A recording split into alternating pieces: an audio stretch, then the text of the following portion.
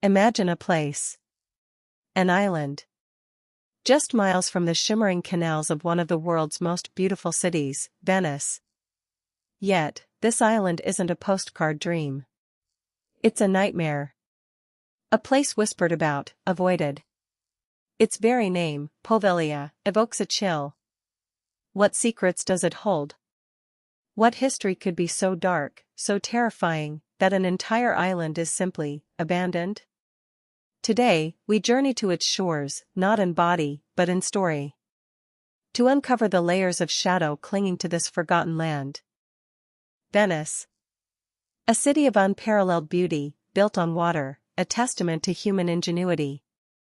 But its very nature, its reliance on sea trade, also made it incredibly vulnerable. A gateway to the east, it was a hub for goods, ideas, and diseases. When the world was gripped by unseen horrors, Venice, with its crowded calle and narrow waterways, became a fertile ground for contagion. It needed a solution. A place to send the sick, the dying. A place far enough, yet close enough. Poveglia. Its early history is less dramatic, but still rooted in utility. In the 5th century, it served as a refuge from barbarian invasions, its isolation a shield. Later, it became a strategic outpost, guarding the entrance to the lagoon. But it was in the 14th century that Poveglia's destiny truly darkened. As the Black Death swept across Europe, Venice faced an unprecedented crisis. The city elders made a desperate, chilling decision. An island of isolation. A place of no return. The year is 1348. The Black Death arrives in Venice. It wasn't the first time, nor would it be the last. But this outbreak was different.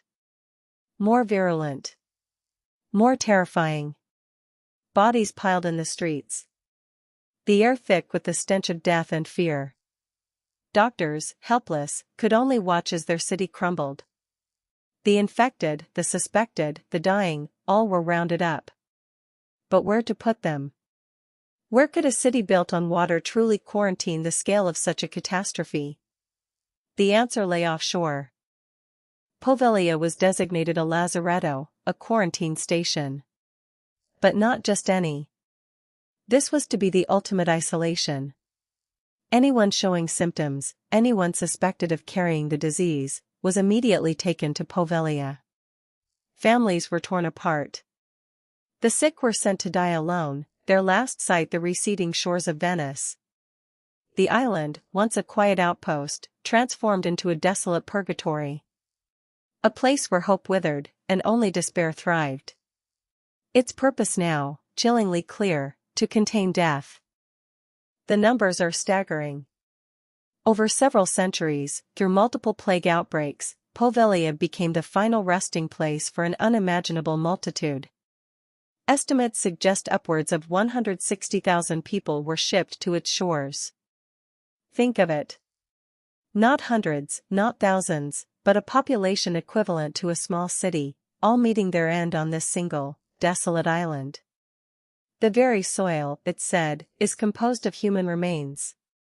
A chilling testament to the sheer scale of suffering imprinted upon the land. As the plague raged, traditional burials became impossible. The sheer volume of the dead necessitated a more brutal, efficient method. Giant pits were dug. Bodies, often still barely clinging to life, were thrown in and burned. The smoke, a constant pall over the island, carried the stench of despair across the lagoon. Imagine the scene, the screams, the fires, the knowledge that this was your inevitable fate. Poveglia wasn't just a place of death, it was a place where humanity was consumed by the inferno. Such immense suffering, such concentrated death, leaves an indelible mark. It's said that the island itself absorbed the anguish. That the spirits of those who died, alone and terrified, linger still. Sailors, fishing in the surrounding waters, have reported hearing cries, whispers carried on the wind. Some claim to have seen shadows flitting through the derelict buildings. Is it mere folklore?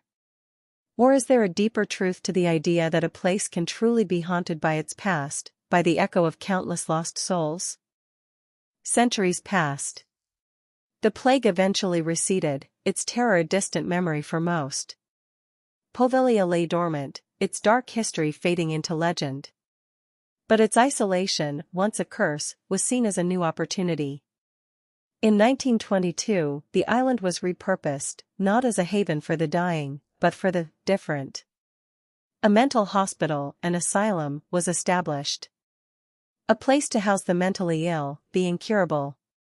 A new chapter began, but the island's capacity for human suffering, it seems, was far from exhausted. The Poveglia asylum operated for decades, shrouded in secrecy and whispers.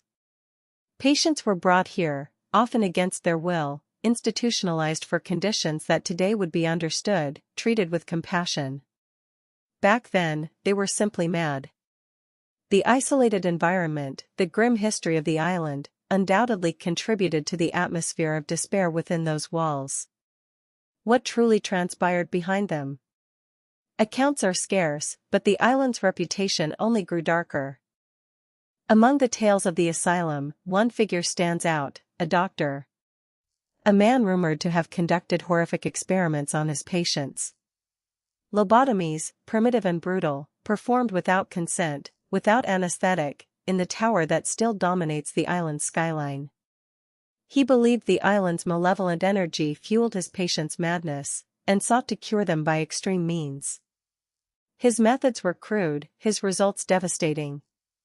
The suffering inflicted by the plague was now mirrored by human cruelty.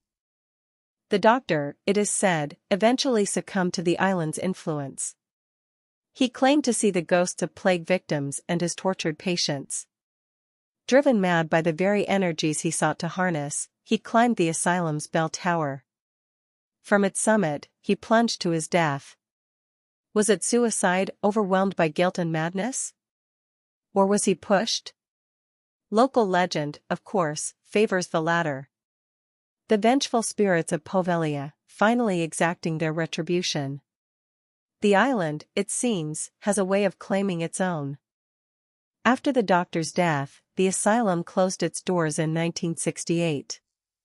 The reasons were never fully explained, but the island's dark reputation certainly played a part. Poveglia was deemed unsuitable, too burdened by its past. Since then, it has remained largely uninhabited, left to crumble under the weight of its own history. The Venetian government retains ownership, but access is strictly forbidden. A testament, perhaps, to the deep-seated fear and unease the island still inspires. A place where history refused to be forgotten. Over the years, there have been attempts to sell Poveglia. To breathe new life into its crumbling structures. Developers have imagined luxury hotels, resorts, even agricultural projects. But every attempt has faltered. Bids withdrawn. Plans abandoned. Some say it's the sheer cost of renovation on such a historically sensitive, isolated site. Others whisper of a more sinister influence. That the island simply refuses to be tamed, rejecting any attempt to erase its past. Its true value, perhaps, lies in its forbidden nature. Today, Poveglia remains off-limits to the public. No official tours, no easy access. The few who have managed to set foot on its shores speak of an oppressive atmosphere, a palpable sense of dread.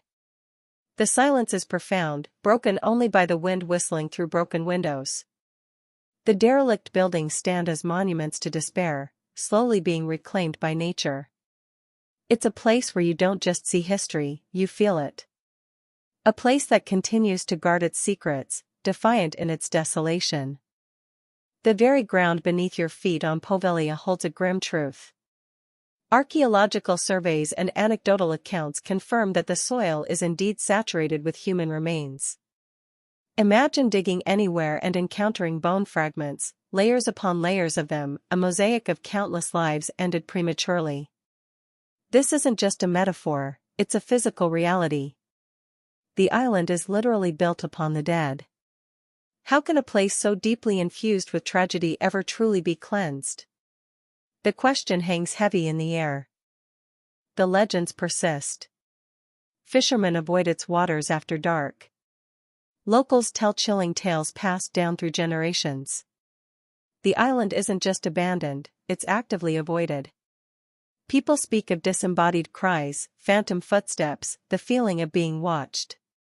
Some even claim to have seen the tormented faces of plague victims in the fog, or heard the desperate pleas of asylum patients.